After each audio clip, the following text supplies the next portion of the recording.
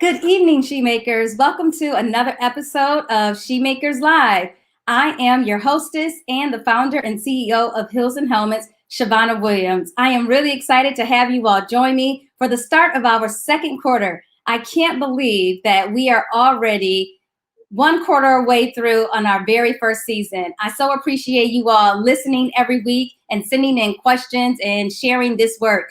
Please like and subscribe now. Make a comment and let me know where you're watching from and what you're looking forward to hearing this evening.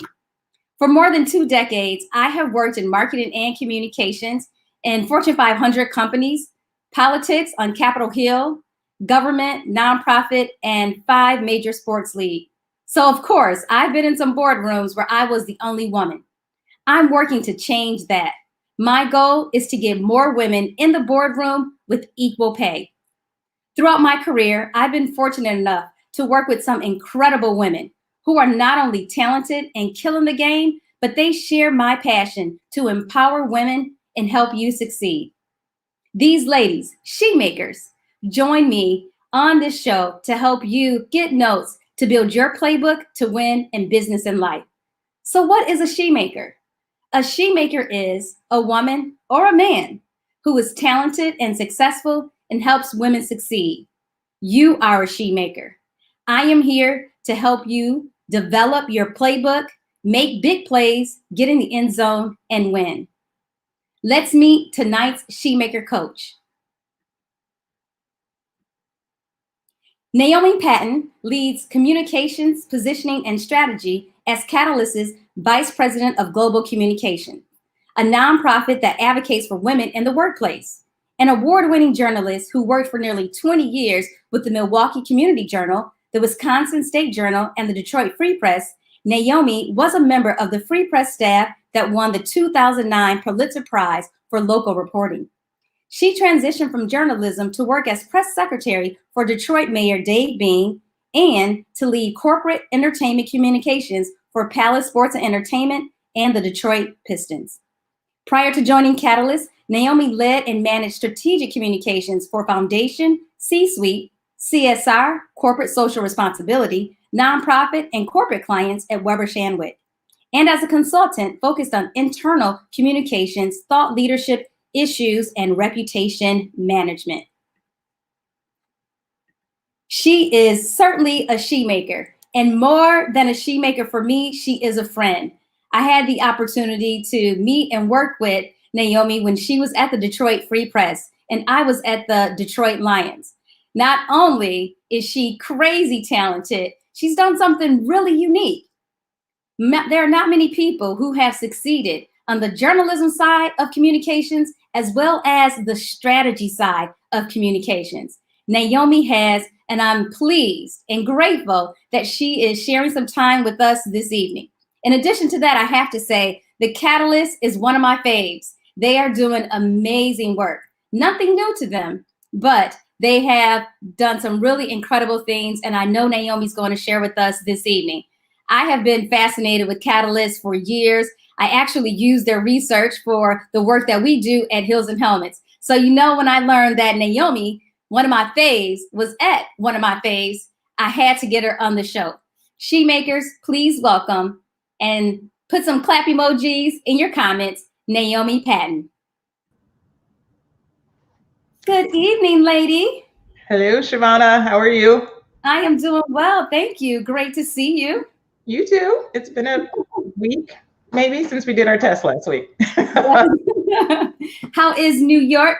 New York is good. The weather's great, and I don't know. It's kind of warming up, so that's good. It's starting to look like spring, even if we can't quite play in it. Are people getting back out? Yeah, I mean, I think they kind of haven't been. They've been out more than they should have, I think. But the warm weather makes them just get out that much quicker. Great. So I know you must be really excited to just be back on the East Coast. Yeah, you know, I was in Detroit almost 14 years, which was unimaginable to me that I was there that long. But yeah, you met me about halfway through. And we can talk about that. But yeah, I left there in 2016. And it was good to be back here. I'm closer to home. I'm from Maryland. and my family is in this area and in between and in Maryland and friends in Philly and the whole thing. So it's definitely good to be back. Okay. So speaking of being back on the East Coast, what was little Naomi like in Maryland? Little Naomi. I think my friends, they always say, my friends and family, they always say I was direct and fun. I like to, fun. But I was an only child. So the interesting thing was that as it turns out, I realized at some point that all of my friends were also only children or only daughters. All of my closest friends and my friends and my crew, they were either only children or only daughters. So we hung out a lot, and I was in dance. I played the flute. So there was band, there were private lessons, there was dance school. I did all that kind of stuff. You were well-rounded. What was your favorite? Oh, dance. I wanted to be a dancer. I wanted to be a dancer 1,000%. And that was my only wish. And I asked my parents if I could move to New York when I was 12, and that was like my thing. But my dad was like, my mother's tall. She was 5'9". She is 5'9". And he said, you're going to be tall like your mother, and dancers don't make any money, so you can't be a dancer. So that was out. And then I decided that I would then just go into banking and work on Wall Street. So when did you stop dancing? High school. And then I also joined the Pom Squad. I wanted to see what the other half looked like, actually. To be the uniforms and the popular girls and all that good stuff. And I just wanted to see what that was like. And I only did that for a year because, and you'll appreciate this, we'd be in the stands at games, football, basketball, and nobody on my crew was watching the games. And I'm like, what is wrong with y'all? The game is on. And so then my senior year, I was the manager of the football team. Oh, wow. I did not know that. For that very reason. I was just like, how are you not watching the game? Like, we only perform at halftime. How are you not watching the game? Like, what is wrong with you? So, I was really into sports, and I thought, this was the way. So the very next year, my senior year in high school, I was the manager of the football team. Still have my little football jacket. Oh my gosh. I should have asked you to bring that out. You have to send me a picture of it. Yeah, no, I mean, it's in a trunk. It's nearby. It's in our storage space, but yeah, no, I still have it. I was really proud of that. I was really proud of that year. No, I can totally relate to that. I've gone to games with some girlfriends, and they think it's catch-up time. Like, oh, I'm going to be able to chat it up. And I'm like, we have the ball. Yeah, I'm like, the game is on. What is happening here? Yeah. So that was my thing. And we're big sports fans in my family. My parents and I always watch all the big games. I grew up as Big East, Georgetown. I mean, there wasn't a football town, but Georgetown, Terps basketball, like that was full stop. That's what we were doing. So, yeah. So that was very important. Very, very important. Looking back, do you see the connection between storytelling through movement, dancing, and communications? I could probably say that, but it wasn't something I thought of. It really wasn't. And at some point we'll talk about the fact that I was somewhat of an accidental journalist, but it really wasn't something I knew I was storytelling when I was dancing. It was a routine, and we were trying to convey a feeling or a narrative. I knew that, but we were doing it, through the movement and through our music, and connect those dots. But at the time, I just loved performing. I just wanted to be a dancer. And I mean, that was aging myself. We all wanted to be Debbie Allen. So that was the thing. Yeah. And she went to school in that area. Yeah, she went to Howard, which is where my dad taught for most, or at least half of my life. So yeah, no, I was very familiar, but it was like, that was what we wanted to do. And then not so much.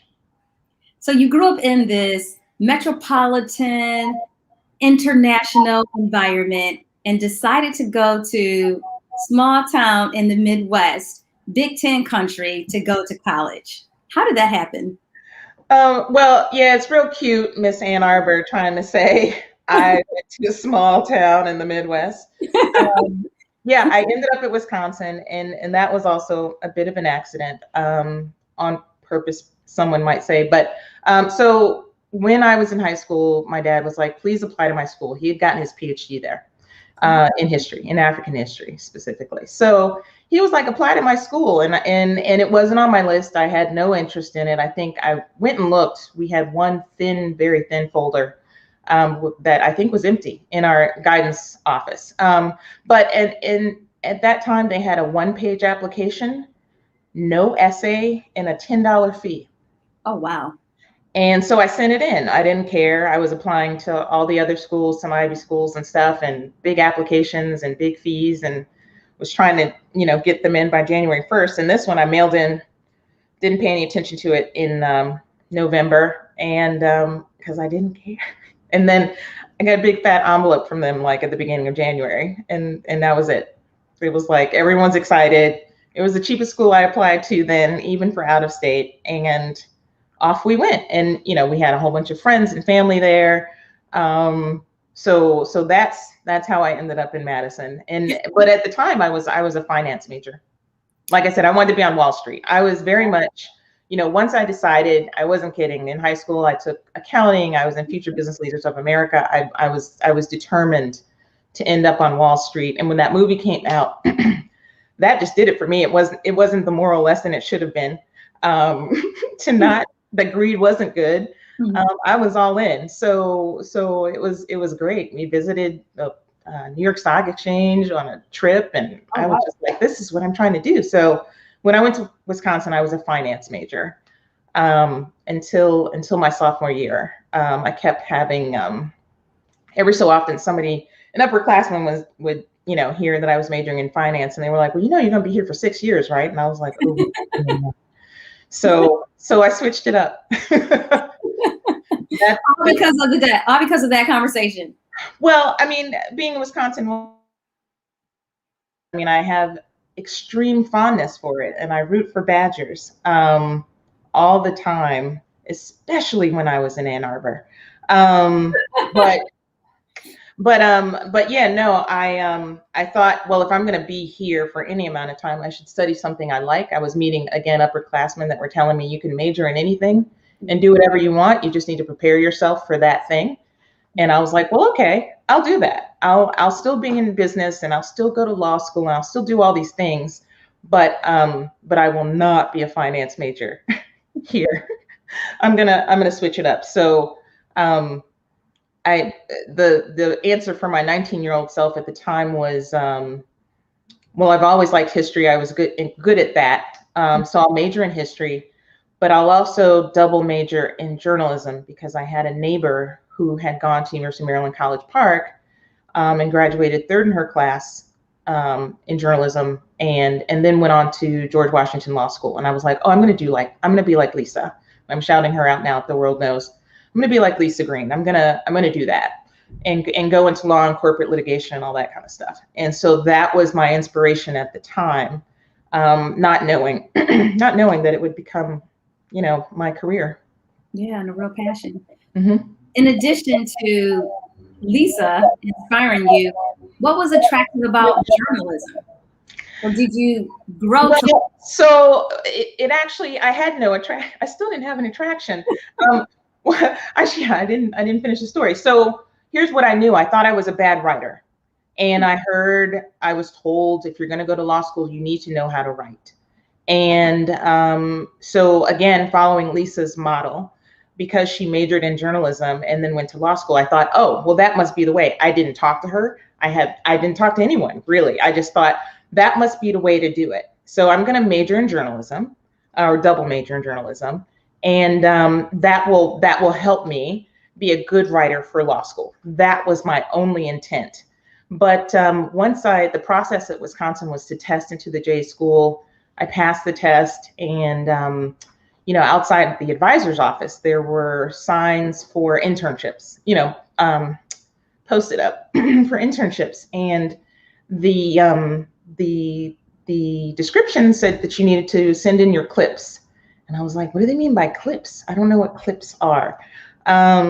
Papers? I have papers. had my class papers. I don't know what this clips thing is. So some, I got hip. Oh, we had two student newspapers. One was not unlike the Washington Post and the Washington Times. One was a liberal paper, the Daily Cardinal, and the other was the conservative paper, the Badger Herald. And I was like, well, clearly I'm going to write for the Daily Cardinal. So I walked into the office that would be completely empty. There was one person in there, maybe an ad person. They ignored me. I stood in the doorway for like 5 minutes and then I left. And then I walked back in there into the doorway a few months later, that November of 1990. And it was full and there were tons of people and I was still ignored. And then finally someone said, can we help you? And I was like, yeah, I want to write for the paper. And they said, okay, well, you want to do city news or campus news? Here's the city editor. They pitched me like, we write about all things outside of campus and the city of Madison and the world. Okay. And the campus editor was like, yeah, all campus. And I'm like, yeah, no. So I was like, city desk it is. And so they gave me my very first story. That day was the day that the UN was voting to require that Saddam Hussein leave Kuwait. He had invaded Kuwait that summer. And the UN was voting that day to expel him, to demand he leave in, I'll say 90 days or something. I don't remember exactly. And so they tore off the sheet, the AP wire story, and they said, there's one phone that has long distance in that office. Go in there. And they said, call the White House, call the UN, and get this story. And I was like, okay. And so I went into that office, they closed the door, and I called my friend, one of my best friends at school at that time. And I was like, Joyce, they want me to call the White House. And we laughed, and then I hung up. And then I called the White House, and it was busy. The line was busy. And then I called the UN and I asked for the UN Secretary, Boutros Ghali. I did ask for him to speak to him. And I said, Naomi Patton from the Daily Cardinal. And I left a message and I did not hear from him either. And then after I made those calls and I told them I hadn't heard from anyone, they were like, okay. So then it just became a local story. It was called the local anti-war protesters, no end to those in Madison at that point. Call this person, call this person. They knew all the people to call. And so I called them and I wrote this story, and it was badly written. It was written in big paragraphs. And my editor, I watched over his shoulder. He broke it all down the way it should be. And that story ended up on the front page of the paper the next day. I didn't know it. I left. Well, because it was, it was huge news, but I didn't know that. I just was excited to do the story. And the very next morning, the friend that I called from the office called me and she said, look at your door. And she had cut out that article and taped it to my, somehow she got it somewhere. And yeah, so that was my first story. And my very next story was a follow-up to that. And that was also on the front page. And that was it. I was done. That was my life. What a start. Yeah. So I knew that was all I wanted to do. I appreciated very much that, I could, because of who we were as journalists, even student journalists, that I could call and say, this is Naomi Patton. I'd like to speak from the Daily Cardinal. I'd like to speak to the police chief or the fire chief or Senator Ted Kennedy. I did that too. There was a CSX rail strike or pending rail strike. They may have averted it, but Senator Ted Kennedy was the chair of the Labor Committee. And so naturally, I said, so call Ted Kennedy's office. And I did. And I said, and tell him that Naomi Patton from the Daily Cardinal would like to speak to him about the pending strike. And he did not call me back. No one called me back, but that was it. I was done. I was like, I appreciate that. I appreciate what we're doing and the opportunities we have, and every other story that came after that. That first year, was amazing. And then the next year I ran for an editor position and I got that. And that was it. That was all she wrote. I was done. I thought there's nothing really better than this. I no longer need to go into banking. I don't need my life dictated by what the morning rate sheets are. And so that's what happened. You had your aha moment. Yeah, I didn't really appreciate it. In fact, it was reinforced. I would go home in the summers. I actually never did get any of those internships that I needed to get. And but I would go home and temp in the summers. And one summer I had a really great temp job, semi-longish, in the embassy banking division of one of the biggest banks in DC. And literally every morning, one of my jobs was getting the rate sheet, and then we'd do a whole bunch of other stuff. I was working for, these were every executive, and the one I supported handled various groupings of embassies, and everything that we did, I was like, this can never be better than being a journalist and writing a story, and that was true. And what makes it so great? So later, of course, I would come to understand. I mean, you impact the world, and I don't mean that in some grandiose way, because so much of what I ever did, no one knows, right? But telling a story that someone may read, and it took me a long time to connect to the reader, by the way. I used to spend most of my time concerned with whether or not I'd written it properly and whether an editor or a copy editor thought I did a good job on it. So readers were affected. That was important. And it was anything, sometimes it's very small or sad. Once I wrote something that was probably like this big about, I was in Detroit, and in the early aughts at least, well, they still do. All police stations do video arraignments on the weekends. So the person's in jail, and that they just sort of bring them in front of the camera in front of a judge, one by one. And so I went down to 36th District in Detroit. That Sunday morning was my assignment. And it was the first time I'd ever done that. And because I covered the suburbs when I first moved to Detroit. And so they, I'm looking at this cast of characters come in front of the camera, drug dealers and whatever. And every time I'd be like, gosh, didn't you guys watch the after school special? Like, nobody does drugs anymore, but what do I know? But so one by one, I'm seeing these guys come through, and then there was a murderer. He'd been charged with murder, and I think he had been a fugitive. They just found him, and so that he was arrested, charged with murder that Sunday. And so I wrote about it, and it was this big. This guy was charged with this murder that happened, and a couple of days later, I got a phone call from the victim's sister. She said, if you hadn't written that, I wouldn't have known, because the prosecutor's office didn't call us. And that was so small. That was so small, but amazing. And to hear that, and there was a stretch there where I was, I had written at one point at the, after 9/11 and we had gone to war, there was a run in maybe from 06 to 08 where I wrote a couple dozen, maybe more, obituaries for dead soldiers from Michigan. Mm-hmm. Sometimes I would go to their families' homes. Sometimes I would just talk to them on the phone. But at one point, one of my colleagues, we had put it all together for like an annual sort of thing, and on the war, and she said, you wrote like 30 something. I don't know what the number was. Like you wrote most of these obits that we have for these soldiers. Wow. But every one of their families, right? That's what I'm getting to. Their families cared. Those stories mattered to them. No one else would know them, but those stories mattered to them. So that's what I think about. Every story I do, it matters to those people. And those were sad. I should mention something less sad.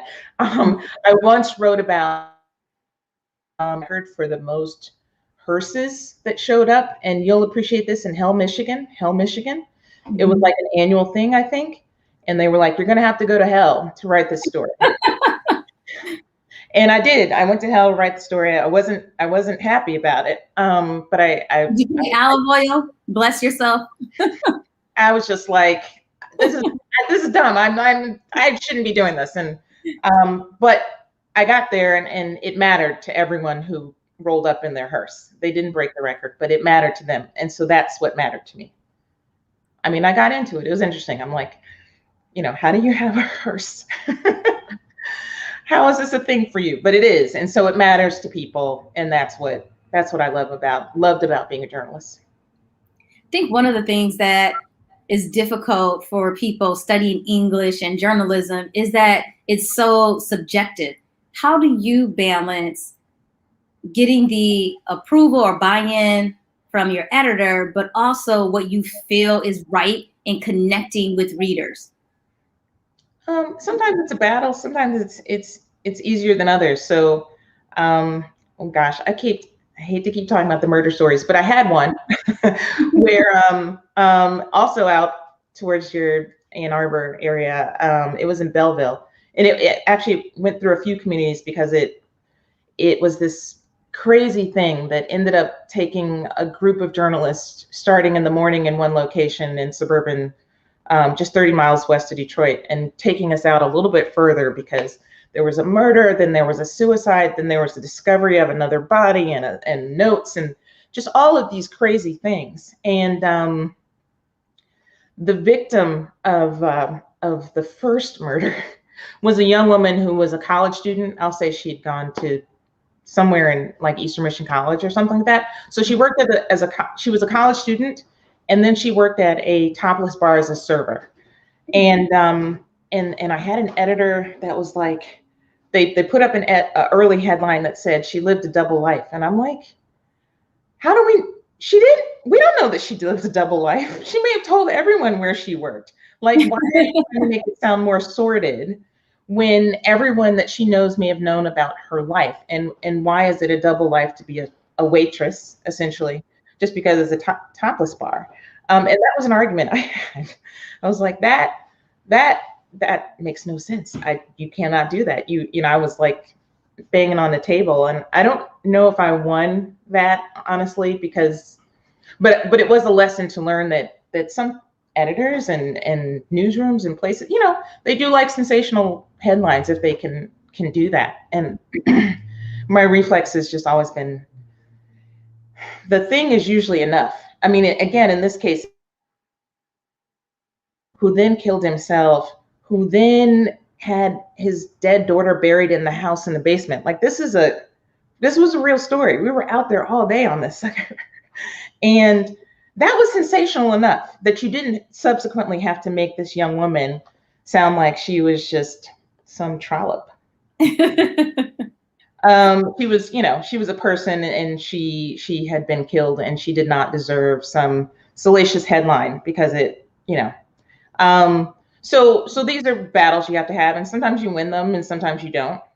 I think more often I won them. I think I was just, I think I did push to be straight down the middle, and I would later hear that, people appreciated that.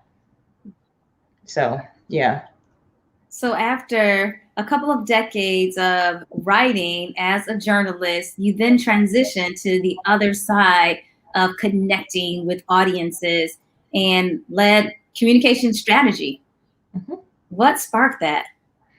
So what few people know, and certainly none of the people that would approach me once I was prepared to leave journalism, was that I had been planning it all along. Yes, meaning, no, just so in different phases. At some point in my early 20s, I was working, when I worked at the Milwaukee Community Journal, which is at the time, the biggest Black newspaper in Milwaukee. It was great. And this was actually, amazingly, a town that had more than one Black newspaper. They had like 3 or 4. The Community Journal, the Courier, the Milwaukee Times. It was sort of fascinating to me that they had this many in such a small city. with such a small Black population, but the biggest in the state. But what I was also doing there at the time was I was really there not to work for the paper, though I did. I was a reporter and editor for that weekly newspaper, but I was really there because I was working with a hip hop group that some people may or may not have heard of, Arrested Development. That's why I was there. The leader of that group, the front man for that group, his parents owned that newspaper. And so I was there to actually work on a publication, a fanzine, which is what they had back then, for the band. But because this facility was there and I was already a journalism major, voila, they put the two together. So I worked by day for the paper and then the rest of the time for the group, for the band. And, yeah. So, but at some point in doing the Arrested Development work, I clearly saw that was public relations. Mm-hmm. And at some point I did a press release, and I was doing more than some fanzine thing. And I was writing bios, and I was talking to them about tips and all that good stuff. And I was like, this will be the thing I do when I'm not a journalist anymore. That's what I said. And then I packed it away and went back to being a journalist and trying to be a journalist. But so yeah, at various points, and then I went back home, and I was probably temping again or something, or maybe I'd gotten a communications job. But it all started to sort of come together for me in my head. There were little things, but I had a chance meeting with encounter, I'll say. Well, a friend of mine was interning for the Washington Bullets franchise. And I don't think they were the Wizards then, and I don't care if they are. But they were, I'm certain they were still the Bullets when Chris Webber and Juwan Howard played for them. And so she was interning there, and we went into the office one night, and I met the president, then President Susan O'Malley. And I remember always saying at that time, for no good reason, I could do her job. It was because I love sports and the NBA, and I was like, I could do her job, but I guess the way I'll have to get into it will be communications. So so that's going to be a job I have. I'm going to lead communications for an NBA team. This is 25-year-old me, 26-year-old me saying I'm going to lead communications for an NBA team. But also because I was in DC doing communications work at the time, I was like, well, I'm also going to be a press secretary on Capitol Hill for some congressman. And I interviewed to be a Capitol Hill press secretary. And then that job, that communications job I had, we had a couple of PR agencies, and every time we met with the account teams, there was someone they would say, well, that's the writer. They used to be a journalist, and so now they're the writer. And these are your big, huge PR global agencies. And I was like, okay, so when I'm done being a journalist, obviously I'm going to go do that. So as far as I was concerned, I had it all mapped out. I was going to be a reporter. I was going to be a press secretary. I was going to lead communications for an NBA team, and I was going to work for a big global agency.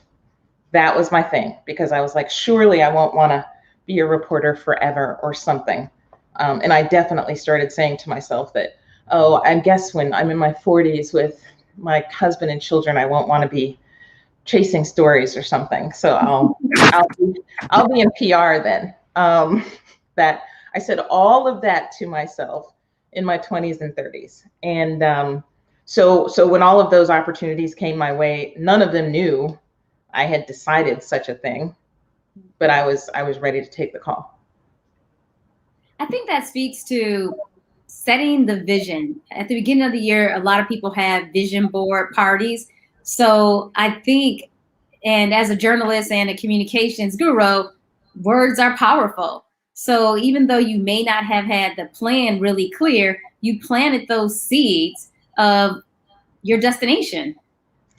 Yeah, I mean, I certainly didn't. I mean, once I said that, and I think I told you actually what I was really thinking. Like I said, my dream job was to be an NBA president. I'm glad that never happened, but I was really thinking these things. So I was certain that all of them were within my reach. And this is also something I say, especially since I've started working at Catalyst. It never occurred to me growing up in Washington, D.C., specifically, you saw women and you saw Black women running so many things.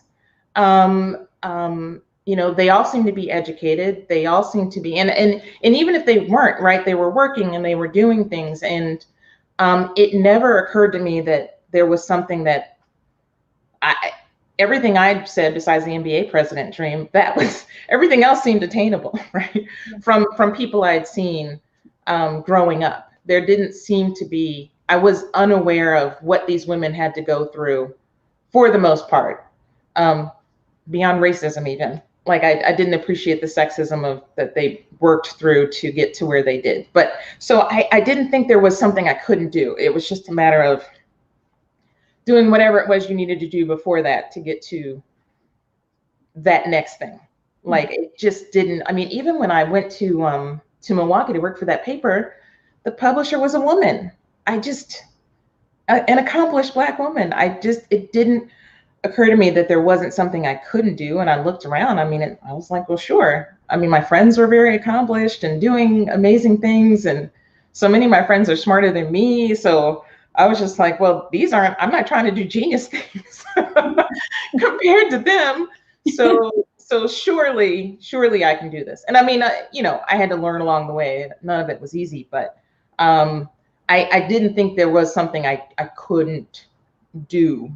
But I think that's in part because of what I saw growing up.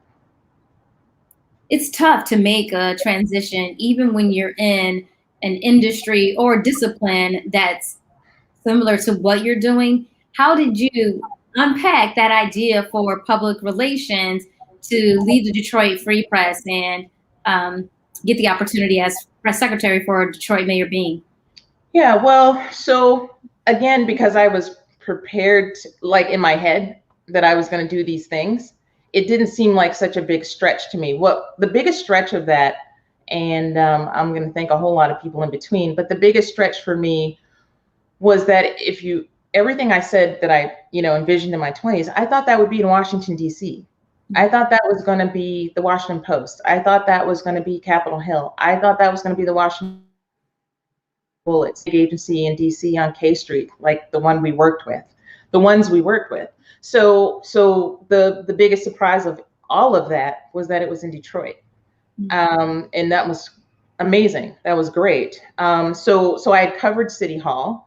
And I actually wasn't on the beat, but I was sort of Detroit at large at that point.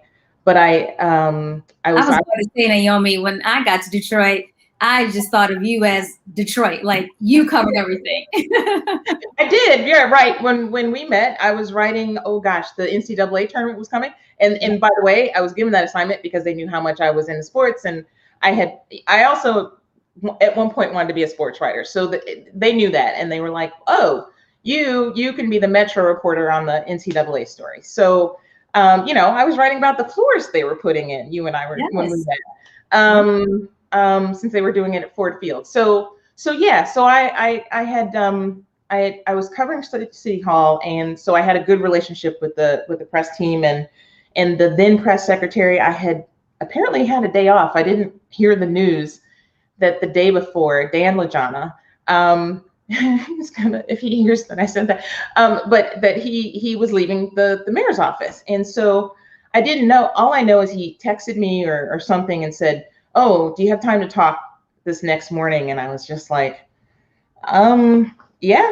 And I didn't know what he wanted. And then he said, so you heard about me and do you want my job? And I was like, no.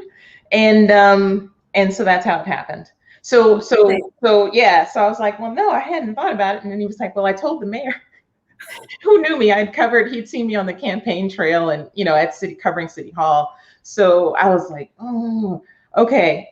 I'll have the meeting. And so, it was the best decision I ever made because I had in fact, weeks before decided I was done with journalism.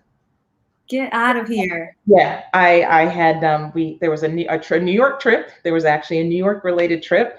And I had a friend of mine actually from my Wisconsin days had I'm going to shout him out too, Peter Kafka. He writes for Recode right now. He had set me up with an interview, and I went in there for that, and I looked around that newsroom before I left, and I was like, no, I think I'm done. So this was on 6th Avenue, Avenue of the Americas in the city. So so I was like, all right, yeah, no, I think I'm done. And then a couple of weeks later, I get this phone call. But again, what'd you say? Did you share that with anyone? My boyfriend. But yeah, no. So no one knew. Certainly not the people that approached me. They didn't know, again, about my Naomi's grand 25, 26-year-old plan. So I was like, all right. And then I went into the interview, and because I had covered City Hall, I was like, eh. So I kind of gave the man who was about to be my boss, the communications chief, a little bit of the business. I was like, oh, you guys do this wrong, you do this wrong, and just yeah. I was acting like I didn't want the job because I thought I didn't, but 2 meetings later, and there we were. It was perfect. I had a chance to talk to the mayor about doing the job, and he was the one that made me like, oh, I have to have this job now. I have to work with him. This is what I want to do. So yeah. Why was it perfect at that time? You mean in terms of talking to him? Mm-hmm. Mr. Bing is incredible. I actually, he was talking a lot. One of the things that struck me about this meeting was at some point, there's a pause, like, so do you have any questions, or do you have anything you want to say? And I think I was prepared to give him the business, to do the same thing I'd done in the other interviews. Again, like, and surely not me, even though and I should add, city halls the world over often come to the press pool of said, city hall or press corps to get their talent. So a lot of the press secretaries that you've ever seen, or the communications directors or whatever, were once part of the press pool that covered that office. So they said, so do you have anything to say? And I think he had said something about, we did something. And I thought that was my opening, where I could say, well, so you said earlier that you thought you did something wrong. What do you think you did wrong? And he answered it. He answered it perfectly. Really? Yeah. He broke it all down. I mean, he's incredibly smart. He's incredible. And so, but he answered this question perfectly, where I thought I was really gonna give him the business. Like, who am I? And so he answered the question perfectly, and I was like, oh yeah, okay, I can do that. Yeah, I can. I want to work with him. I want to work for the city of Detroit. I want to work with, and so that was what did it. But he was the one. He's incredible. Now I'm feeling a little repeat of Arrested Development story here. It was Mayor Bing. Were you thinking basketball at all at the time? No, I wasn't. And so here's the crazy thing about it. I actually, so just for everyone who's listening, so part of Shavana shouted it out that I was on the Pulitzer team that was related to Mayor Kwame Kilpatrick, who was put out of office. Our stories, my colleagues' lead stories, Mike Elrick and Jim Schaefer, it was their work and all of our work that he was put out of office. I subsequently covered all the campaigns of, a couple of those candidates, not Mr. Bing. I actually didn't cover him, but because I was on the campaign trail so much, he saw me. So what I thought at the time, and the narrative, if anyone wants to look this up, but was that Kwame Kilpatrick and his colleagues had stolen money. They'd stolen a lot of money. So my narrative on that campaign trail for those mayoral candidates, but part of what I assumed was the primary attraction for Mayor Bing, then Mr. Dave Bing, was that he was a successful businessman. He had major success as an auto supplier, and so that he had money and that he wouldn't steal. That was in fact the narrative, not covering his campaign, that I created in my head, that the reason why he's going to get elected and that he ultimately was because people thought, oh, well, he's a good he's a good man, you know, we trust him, and he's got money he won't steal from us. That was, and then when I started, it wasn't until I started working for him, true story, that I started hearing some people at City Hall being like, oh, I've loved him forever since because of the Pistons. And people would say, oh, and Bingo, you know, nickname. And I'm like, what? Or, you know, what are you talking about? And it hit me. And in fact, I went to a family event in South Carolina that summer. I started working for him for the mayor's office in January of 2012. And I went to a family event that summer, August, in South Carolina. And someone said, what do you do? And I said, I'm a press secretary for Mayor Dade Bing. And they were like, the basketball player? I was like, yeah, the Detroit Pistons All-Star. Yes, top 50. That's who I work for. So it took that long for me to appreciate that, in fact, Detroit loved this man as their All-Star. Of course, they respected the businessman, and you know that narrative was real. But that was all I knew because I didn't. And he briefly played for the Bullets, like ever so briefly. He's from DC, so that was the other thing. I appreciated very much that he was from DC, and we talked about that because I was the only person that could hear his accent. He has a DC accent, and I heard it, and no one else knew. But yeah, I love that. And I love that he was, you know, his code name was point guard. I mean, I loved all of that because, you know, I love basketball, but I did not put it together until we met. And I also really appreciated that I asked him about it a couple of times, but he was also very, he was all about business. Like, and once he made that transition, actually, that was a great example for me and modeling. Once he made that transition, he did not, as a successful, you know, it was very distinct. Basketball was important when he was around basketball people, but he was not going to be sitting around with you telling you stories about the glory days like some players might and would want to, because there was more to his life than that. And it was actually, I had to pull teeth to get him to ever do an interview about sports. It only happened twice. Once because someone from ESPN was doing a story about DC basketball, and that was, you know, he came out of that, and John Thompson, all these people. So that was important. He was willing to do that. And then I think there was a conference, a sports-related conference that was coming to town, and they had a magazine, and so he said, okay, I'll do that one. Yeah, that was brief, and he actually told a story that I thought was amazing at the time too. So yeah, no, it was interesting. I didn't invest in Dave being the Detroit Pistons All-Star. It was Mr. Bing, the mayor. The mayor of Detroit. Mm-hmm.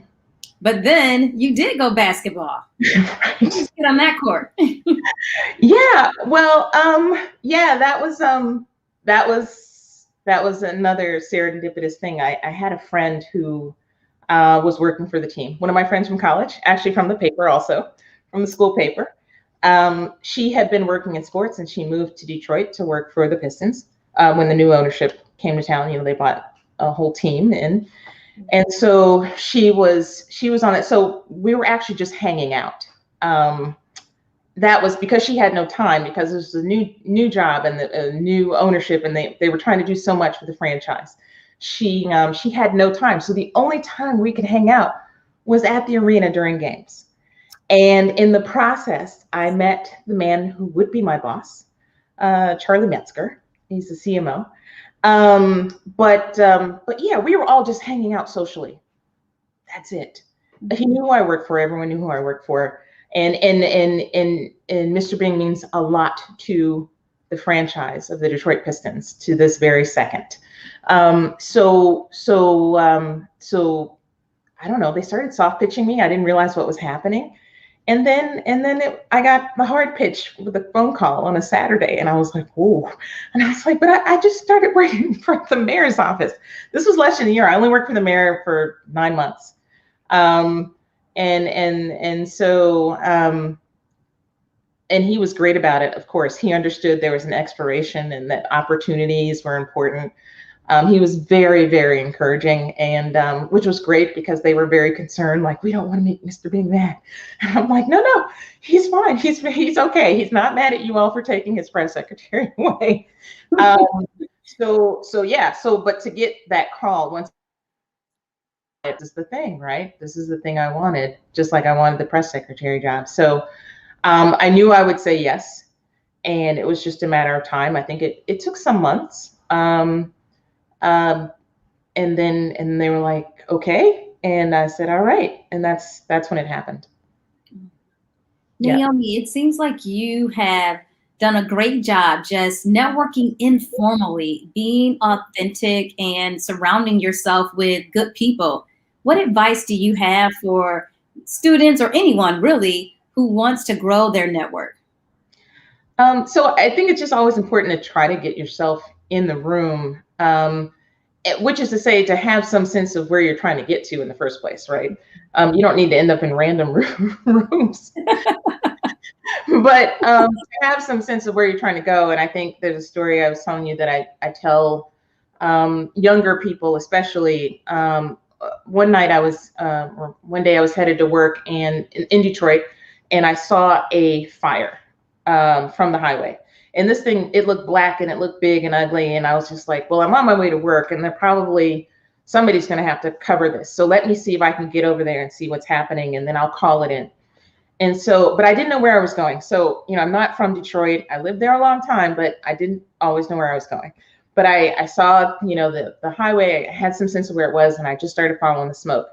I got there. It was a little house fire, a kitchen fire. It wasn't nearly as bad as what it looked like from a few miles away from the road. But I just kept navigating, until I got to it. And then I got there, and there was no story at all, and I just went to work. But that's just sort of taught me that just head towards the smoke. It won't be a straight line, right? It might be. You might be perfect. I'm not. It might be. Like, I had the ideas. I knew what I thought I wanted to do. And so when I got the phone calls, I was ready to take it. But I just sort of thought like I had a destination. I knew where I was trying to get to. And so I prepared myself for it. So that also meant like getting in the room. So for example, when I started working at the Wisconsin State Journal, the way I got that job was going to a PRSA meeting. I didn't know anyone there. I didn't know anything. I was in Madison, and I was just like, well, let me go to this meeting and just see who I meet. I knew the speaker was the editor of the Wisconsin State Journal. So I knew what room I was walking into. And so when it was over, and he had talked about himself a little bit, he was from DC and had been a paper boy for an old DC paper that had folded, but I knew that paper. And so I went up to him and I said, so yeah, I'm from Maryland too. I remember that paper, the Washington Star. And I said, I'm trying to get a job at your paper, but I can't seem to. He was just like, oh, well, call me tomorrow. And I think 2 weeks later, I had a job at the paper. Okay. So I put myself in that room, and then I went to that person. In fact, we used to have a lot of networking events with the Pistons, people that wanted to be in sports. And what was every time, especially, I thought was noteworthy at the end of the thing, they'd be like, so come talk to us or whatever, or we'll do some networking and you can talk to each one of these people we just introduced. They would line us up. This person's in marketing, this person's in sales, whatever, this person's in communications. And so I would notice essentially without fail that and there weren't a lot of Black people in the room, but they would all come to me. And I would be like, they are the ones that can hire you. Don't come over here. I can't give you a job. I actually don't have a big team. I had a team of 1 or 2 people. I said, I can't get you on this team, but I would spend the next, hour or so talking to them, because it was important. It was very important, that they have a sense of how they get to where they were, and that someone was willing to talk to them. So that was what I did. That was my part, right? But I'd be like, but y'all really need to be talking to them. Those dudes are the ones that can give you the job. So So yeah, I really appreciated those moments. But yeah, get yourself in the room and then, you know, have some sense of where you're going to see the smoke. And I think it doesn't mean that you can't do something else and go into another direction. Just like I went to Wisconsin as a finance major, but within a year I was doing this other thing that became my life, and very happily so. But I didn't see that coming. I did not see it coming. We had a journalism class in my high school, and I would go there to skip class because for whatever reason, I didn't care who walked in that room unless there was a paper in production. So I had no interest in that. I didn't think I could write. I did not think that was my life in any way, shape, or form. But where did that come from? oh, I was bad at it. You know how well, that's not true. I was great at writing history papers, really great, straight A's. But when it came to English, and you know how you had to do like in-class essays and stuff? Yeah. I didn't do that to save my life. I was just like, fail. I got nothing. And actually being at Wisconsin, I got to give it to them. They helped me with that. There was some professor that said, just outline what you're going to write if you can't get it all written down. Mm-hmm. And that became like the basis of many an in-class essay for me for a while there. But I can facility with history, knowledge thereof, and I'll give my dad died a few years ago, but I have to give it to him because of all the resources that were always around. He didn't make me like history, but he made me like history. What do you love about history? Oh, so information. And at one point I talked to him, I thought I was considering divinity school, but specifically theology. And I remember saying to him, like, why am I so interested in theology? It's like, I'm not trying to preach or anything. He's like, oh, because it's meta history. So I just appreciate that with history, it provides context for everything. And while I so love seeing trained journalists in action, so journalism majors, I went to the best schools at Syracuse or Northwestern or FAMU or something, like to see trained journalists, like they know what to do. But I'm going to give you all the context around the history of the thing. I'm good at that. Right. I'm good at that. They can definitely hit the ground and report better than me, but I'm good at all the context. I know some things I shouldn't even be thinking about half the time, but yeah. But I love that. I love context. So how do you define the art of storytelling? I don't know that I do define it, but I think the definition is that, right, that the reader or the audience understands what happens and they become invested in it. So again, you know, no one but those people in those hearses theoretically should care about that story. But I think my lead, it was cloudy that day. It wasn't cold, but it was cool. And so my lead was that it was a cool day in hell, right? So now I brought you into the thing. And then I told you about something you just didn't have a clue about, right? Yeah. Hearses. People who love hearses and collect hearses and pimp out, you know, hearses. You know, that's fun. That's fun. And there's, you know, like I said, I wrote about pensions, I wrote about whatever, but the story and the voice of it that a reporter can convey. I mean, you know, when you read a great story, that's why that's the art of storytelling. Someone knew what they were doing. Yeah. Someone knew what they were doing. Care enough to share it and become invested, like you said. Yeah. How do you provide, or what type of guidance do you give clients, you know, thinking about your consulting days and your time with agencies? Yeah, a lot of the time with clients, part of what I is what, and this is an obvious thing, like what outcome do you want? So a lot of times we get questions, and you still get this question, you know, well, what platform should we use?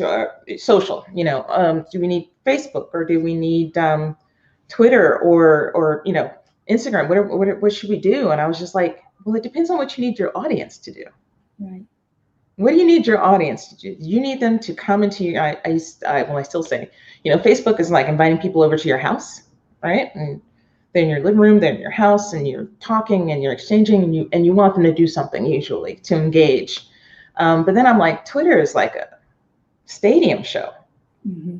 An arena show, or something big. You're pushing out from the stage for the world. And Instagram is obviously more interactive, but it's literally when you want people to see the pretty pictures and just see, right? Yeah. To see and experience. And that's obviously very large, but it's about what you need your audience to do. Do you need them to buy? In which case, pictures, right? Yeah. Or films or something. Do you need them to commune with you, to stand outside with you and protest? Do you need them to?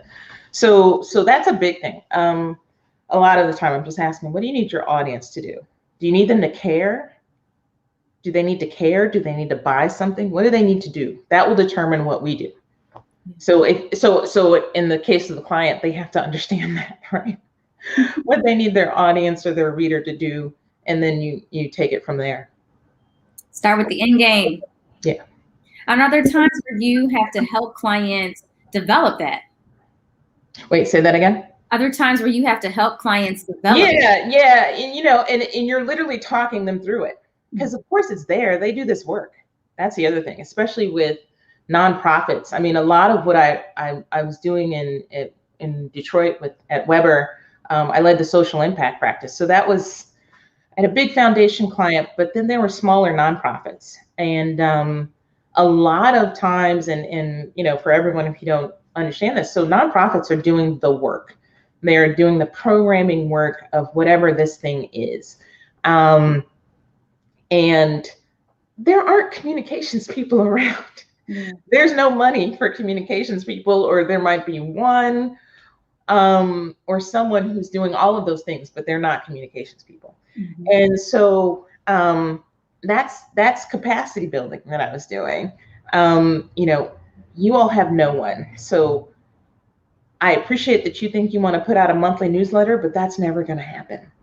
So let's figure out how you do a newsletter, but for it to have impact with your audience. Yeah. How are you going to do that? So we talked through it. So all of the things. So I would spend initial, all right, what story do we need to tell? What do you need? Your people, you need to raise money? Do you need to have the world know that you're doing this? Do you need to connect to other groups that are doing this? And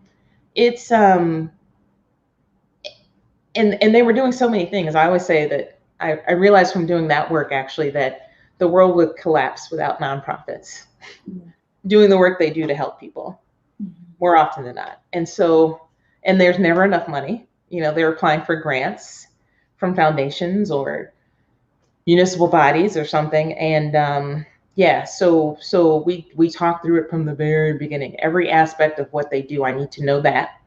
And then we push into, so then, are you trying to tell a story? Are you trying to get money? What's our narrative? And we work through it. And they look at me like I'm crazy, like, what? And then we get to the end, they're like, oh, we can do this. Yeah, like, that's the thing we can do. Like, that's the capacity we're building to, for you to tell this story and for you to get whatever it is you need from your audience, from your donors, from your whoever that is. Now that you are on the nonprofit side, what is your biggest challenge?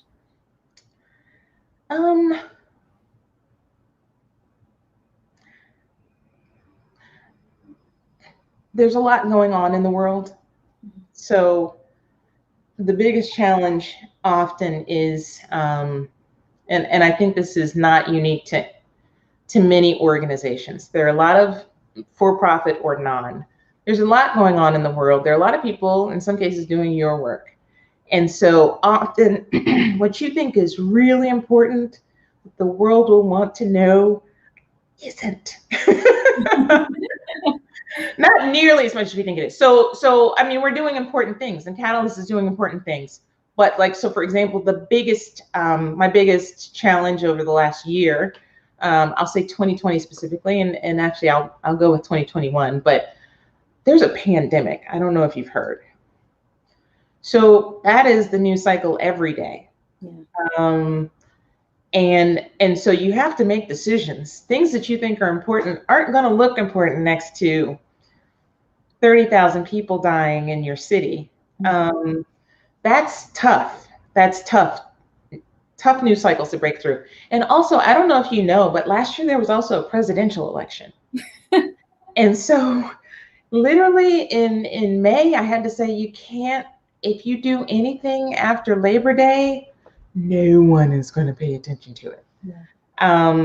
And we actually did something that was really good. We did a survey and we did it with the news organizations. Very, very good stuff. But right before we released it, Supreme Court Justice Ruth Bader Ginsburg died.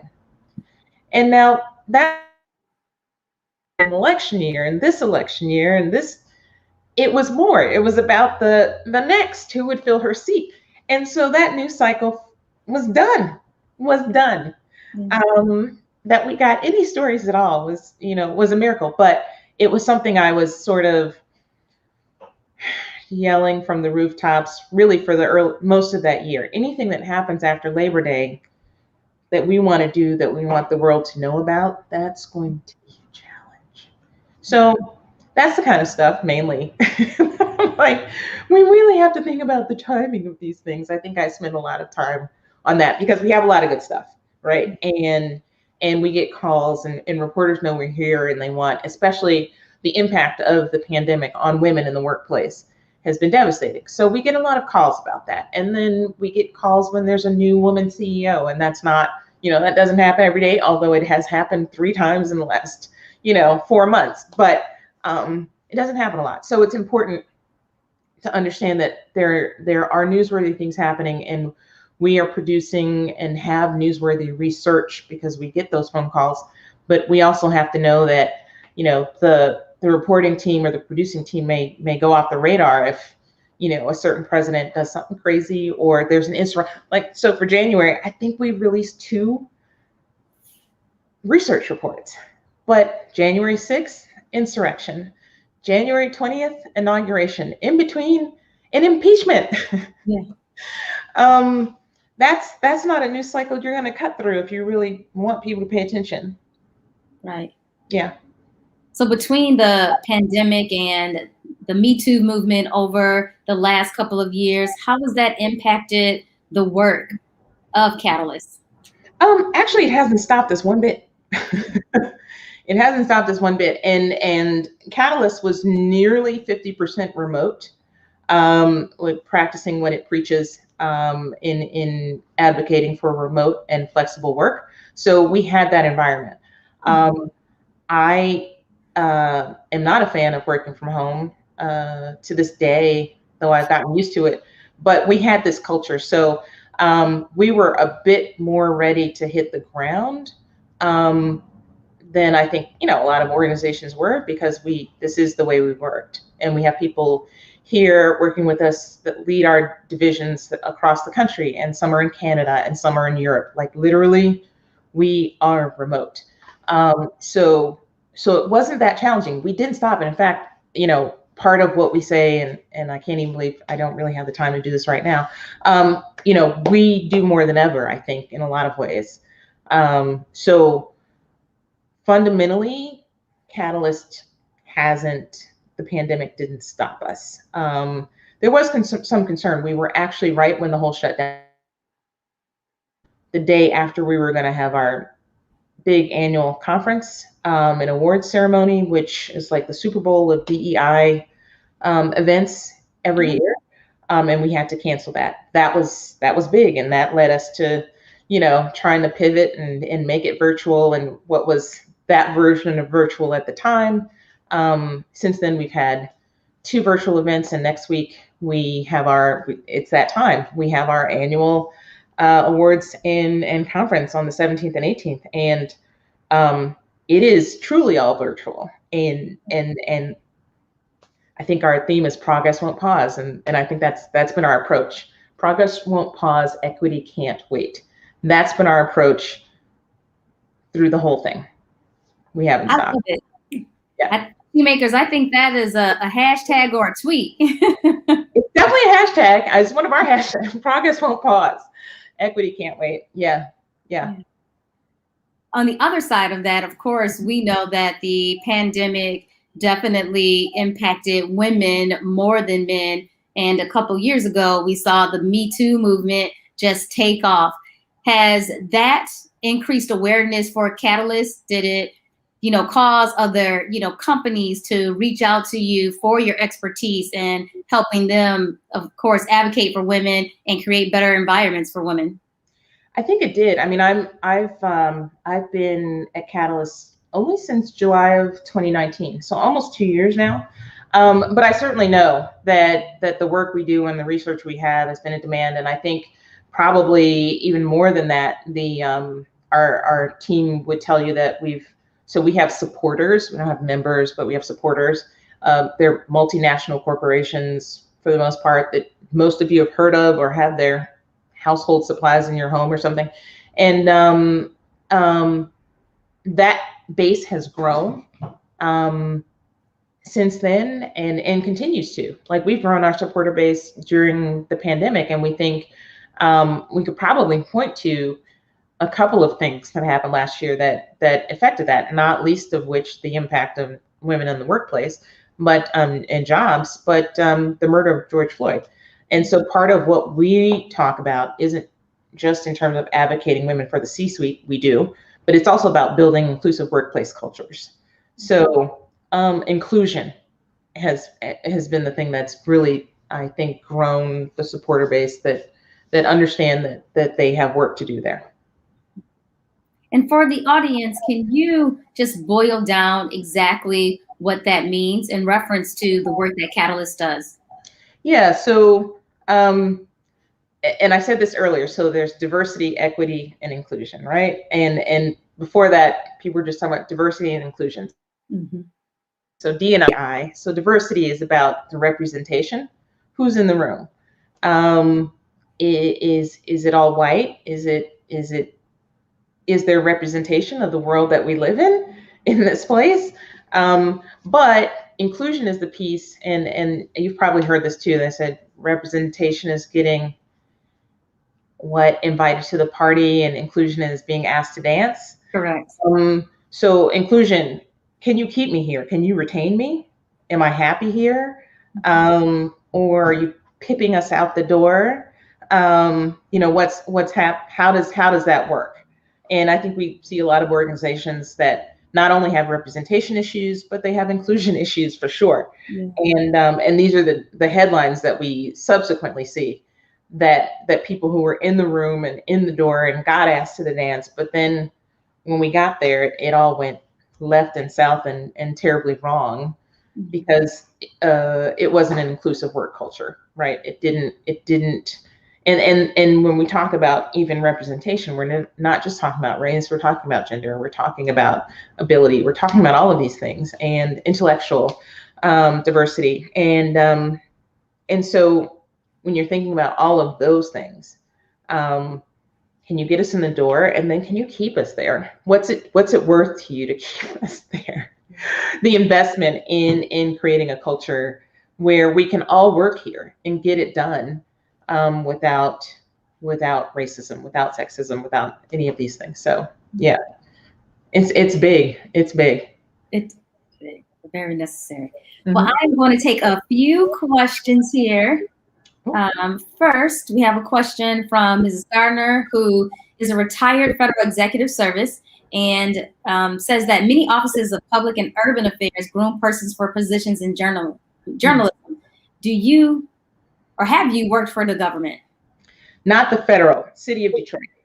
City of Detroit. That was my experience in government. Ever so brief that it was, but it was also Detroit before they declared for bankruptcy. So this was January 2012 to September 2012. And so at that time, if you even do a quick search, Detroit was in financially bad shape. And so I was busy. So city government. I've worked for city government, the city of Detroit. What did you learn from the experience of the city going through a bankruptcy? Well, so I was watching that from afar, but before that, I think was a bit more instructive to see how understand that to see that they were going to go in that direction. But there's a lot, so politics, right? And so what there's something though that I was when I covered City Hall, I lamented, and another political journalist, we always talked about, and from the moment we met, we talked about that we, you know, politics gets covered. Sorry, politics gets covered, but governing doesn't. And I was very focused as much as I could be on things I would write about governing. And by the way, editors don't like stories. They want political stories. They want political stories. But governing is what I learned. And so when you look at a city, and in that case, it became the largest municipality to ever go into bankruptcy. And I was watching a few things at that time, because before that was the step in the middle where there was sort of a takeover, if you will, and the state of Michigan, and we had a lot that we were doing with Lansing. So I was seeing a lot of that. And then I was seeing a lot of what was happening in our own sort of environment. I developed a cup of coffee a day habit from working at City Hall, because I had to be there at 7:30 every morning for my 7:45 a.m. our cabinet meeting with the mayor. And I didn't drink coffee every day until that time. But yeah, so that there's an urgency to everything. I mean, I went in there, my approach was that it was like, I was, as far as I was concerned, I was the White House press secretary, and I was always on call, and it was life or death. That was my approach. But I had covered City Hall, so I actually knew quite a bit, right, about some of the mechanics of this. And then being in the nerve center, I was able to learn and see more. And the other thing that I really appreciate more than anything about working for the city during that time was that there were a lot of very smart, dedicated people working, not only in the mayor's office, but throughout City Hall. I met a lot of passionate and competent people. And I say that because a lot of people, on the street and reading stories, oh, they don't know what they're doing, they're idiots, and there's no customer service, and they don't know what they're doing. And I saw the opposite. And I always talk about that when I can. Thank you. Okay, I'm going to take one more question about networking. What advice, tips can you share about how to navigate through networking, making introductions, and asking for what it is you're seeking without coming off the wrong way? So I think, I don't know that I have the best advice, but here's the thing. I'm not afraid to talk to anyone. And I know part of that comes from being a reporter, right? So again, I told you that very first story, my first story was call the White House. Oh, okay. Like, how you even start? Yeah. And to speak to the UN Secretary General. Okay. So I don't have any sort of, I've subsequently, asked questions of a couple of presidents, Carter, former, and on the campaign trail, President Obama. But you're in political, you're with a bunch of reporters, but I don't have any, I personally don't have any issue. And actually, I say it from being a reporter, but it might have been my whole life. I watched my dad do the same thing. He just, I know who that person is. I'm going to walk up to them, and not like, can I take a picture or whatever, but just to say, hey, you're so-and-so, and I know you do X. I do that to this day. And I certainly attribute it to both things, seeing him do that, and then being a reporter and having to do it professionally. But what I would say is, I don't know that you need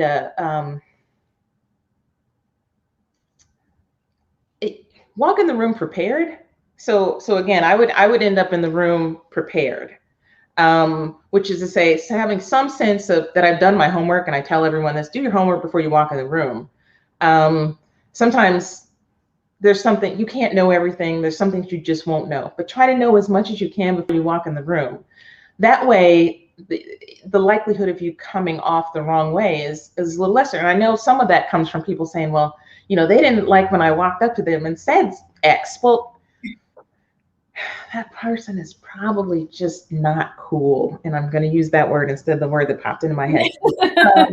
But yeah, no, I mean, walk in the room knowing what you need to know about why you're in that room. You have a goal, right? I'm networking because I'm trying to get a job. And I'll say sports. We had a lot of, and Siobhan, I know you saw this, but you guys did these same things with, what was that organization that Muffy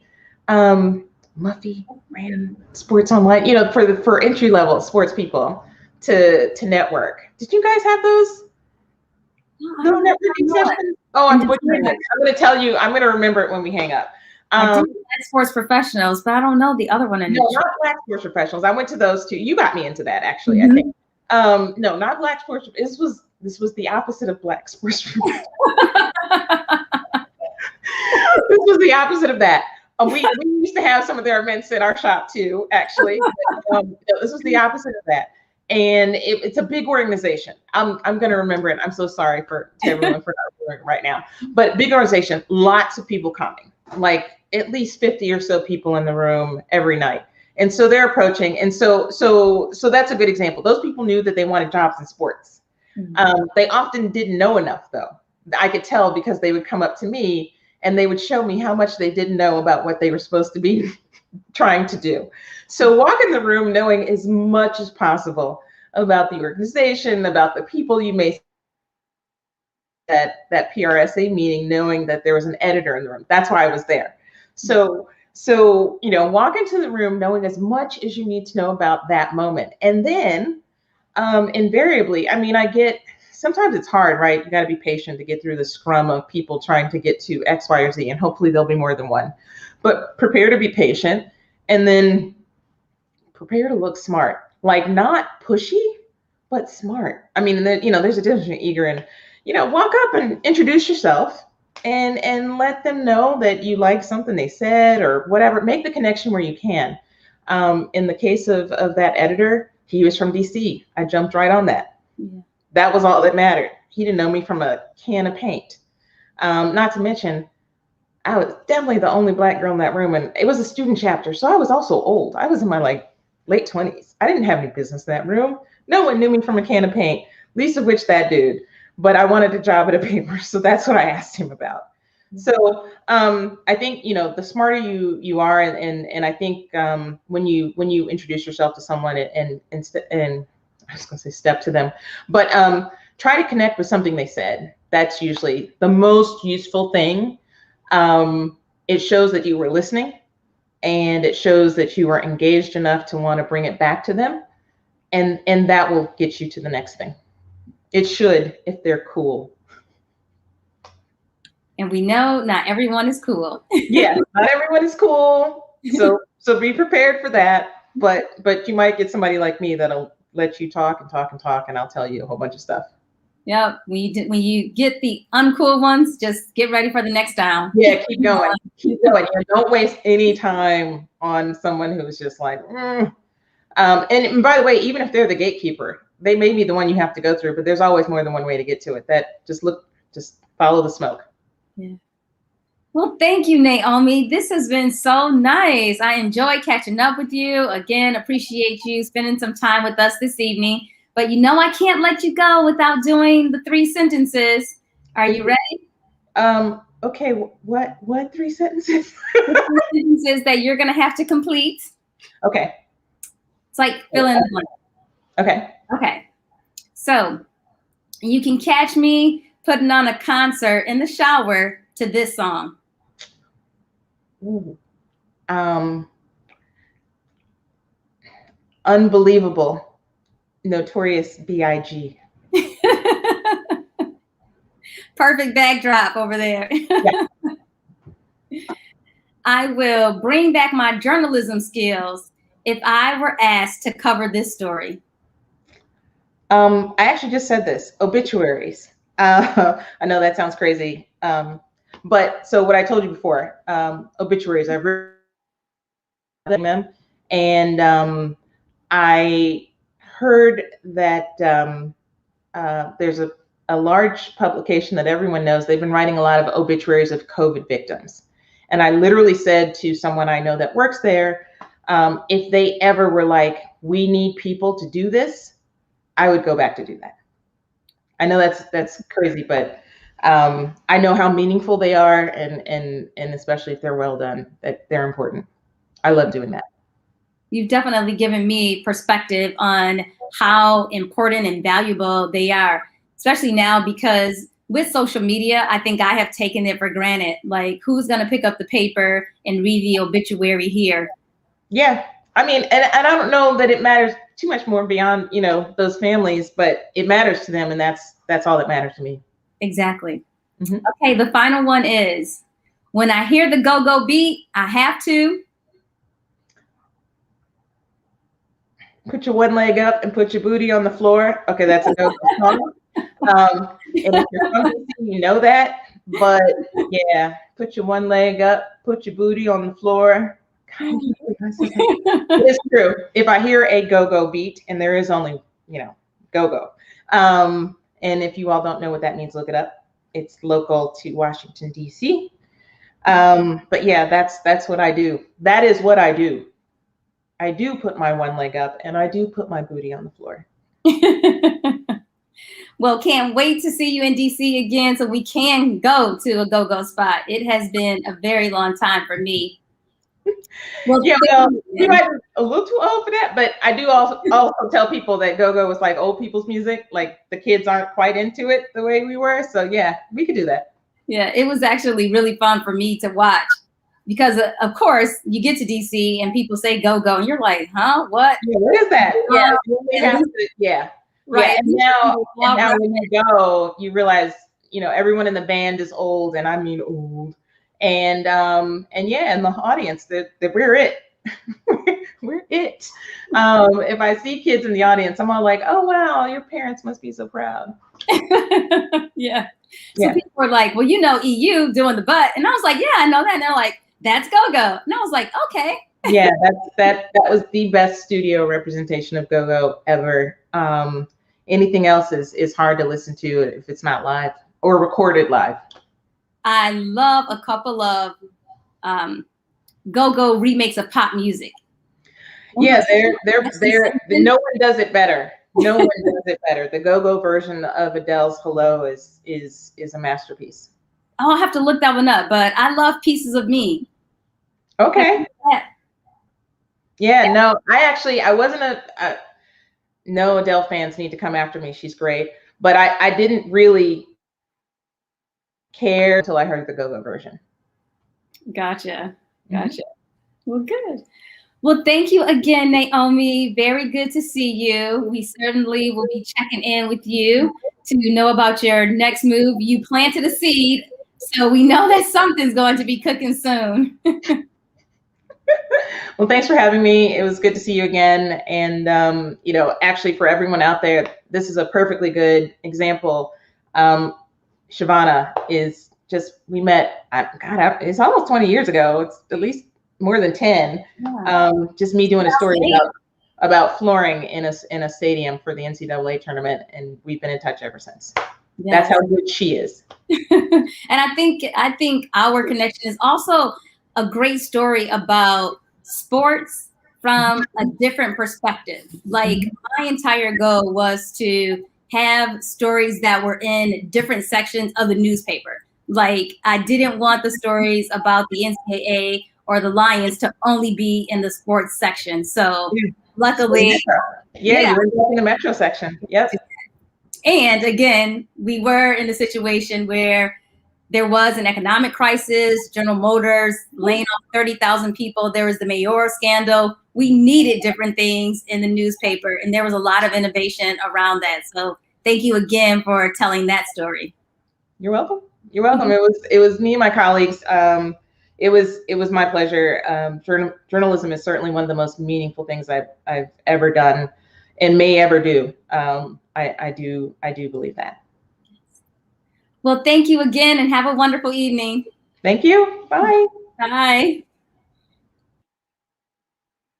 And thank you, SheMakers. I appreciate you joining me for another episode of SheMakers Live. Naomi was just fantastic, and I hope you all walked away with a lot of notes for your playbooks. Don't forget that you can connect with me in Hills and Helmets every day, not just on Wednesday. We are where you are, at Hills and Helmets on Twitter, LinkedIn, Facebook, and Instagram. Get ready for next week's episode. We have Sarah Kate, I call her Skate, Knopfsinger, who is the head of sports marketing soccer division at Adidas. We're going to be talking about branding, building community, and engagement. Well, ladies and gentlemen, remember, you are a SheMaker. You're already making big plays, and I am here to help you get to the end zone and win. Until next Wednesday, have a great night.